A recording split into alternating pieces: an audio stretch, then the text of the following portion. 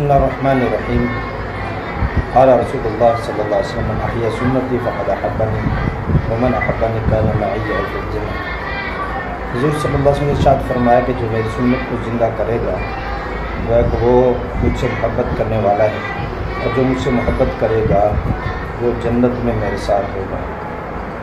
اس لیے اور جو حضور اکرم صلی اللہ علیہ وسلم نے فرمایا کہ جو میری سنت سے اعراض کرے گا وہ میری امت سے خارج ہے، اس لیے حضور اکرم صلی اللہ علیہ وسلم کی سنت کو اپنی جان سے زیادہ محبوب سمجھ کر زندگی سنت کے مطابق گزارنا، شکل و صورت، کھانا پینا، اٹھنا بیٹھنا، گفت و شنید، غمی خوشی، ہر حالت میں حضور اکرم صلی اللہ علیہ وسلم کی سنت کو سامنے رکھ کر زندگی گزارنا۔